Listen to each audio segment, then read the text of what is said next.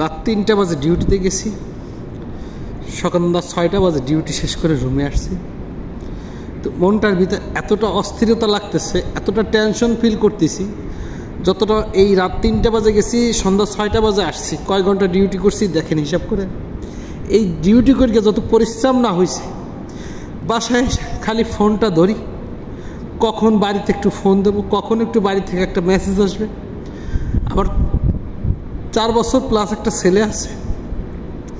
আমার আম্মা অসুস্থ মানুষ, মানে কার কাছে বলবো আমি? আমার এই কথাগুলো কে শুনবে? আল্লাহ ছাড়া কেউ শোনার মতন নাই।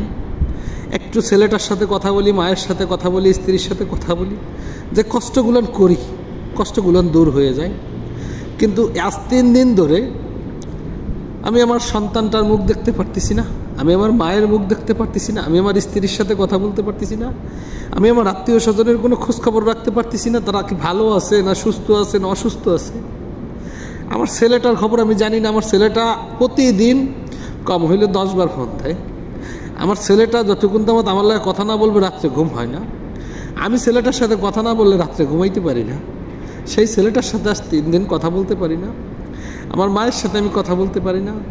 কোন দুনিয়ায় বাস করি, কোন বাংলাদেশে বাস করি? কি অপরাধ করছি আমরা?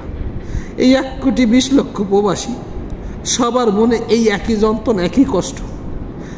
আমরা কি পাপ করছি? কোন পাপের প্রায়শ্চিত্ত করতেছি? স্যালারিটা পাওয়ার সঙ্গে সঙ্গে তো স্যালারিটা দিয়ে দেই, বাংলাদেশ ব্যাংকে পাঠাই দেই, বাংলাদেশ ব্যাংকে চলে যায়, ব্যাংকে টাকা পাঠাই, এই টাকা পাঠাই, রেমিটেন্স পাঠাই, পাঠানোর পরে তার প্রতিদিনকে এই আমরা কি অপরাধ করছি? আমার কি অপরাধ? এটা আমি কার কাছে জিজ্ঞেস করব? এই যে মহান রব্বুল আলামিন আমাকে সৃষ্টি করছেন, হয়তো সেই বলতে পারবেন সঠিক, কিন্তু তার সাথে তো দেখা করার কোনো সিস্টেম নাই দুনিয়ার বুকে।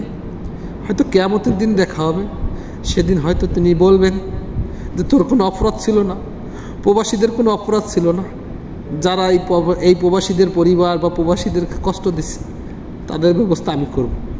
হয়তো সেই দিনটা আসতে বেশি দূর নয়, হয়তো সেই দিনটা তাড়াতাড়ি আসবে। কিন্তু আমি যে এই প্রবাসে আছি, আমার কষ্টগুলো আমি কার কাছে বলবো? দেখুন, ডিউটি শেষ করে আইসা রুমে ভালো লাগে না, কি করব? এই পাহাড়ের উপরে চলে আসছি, এইখানে আইসা মানে কার কাছে বলবো? আমরা 4টা বাঙালি আছি, 4টা বাঙালির এই একই সমস্যা। কারো মুখের দিক কেউ তাকাইতে পারতেছি না, কে কার কথা বলবে? একটা লোক আছে কুমিল্লা সোনাগাজী বাড়ি, তার একটা মেয়ে আছে।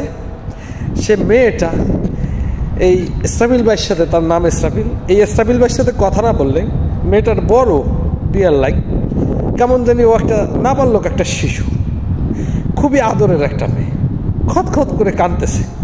কার কাছে বলবেন? বলার কোনো জায়গা নাই। এখন তাদের বলার জায়গা নাই। আমি একটা জায়গা আছে, আমি ফেসবুক প্ল্যাটফর্মে কাজ করি, সোশ্যাল মিডিয়ায় কাজ করি, যার কারণে ভিডিওটা বানাইলাম। আসলে আমার দুঃখ বোঝার মতন পৃথিবীতে হয়তো আল্লাহ ছাড়া কেউ আর এখন বর্তমান নাই। যদি ভালো লাগে ভিডিওটা শেয়ার করে অন্যকে দেখার সুযোগ করে দেবেন। এটা প্রত্যেকটা প্রবাসীর মনের কথা। হয়তো আমি প্রকাশ করছি, তারা প্রকাশ করে নাই, পারে নাই। ভালো থাকবেন, সুস্থ থাকবেন। আল্লাহ হাফেজ, সালামু আলাইকুম।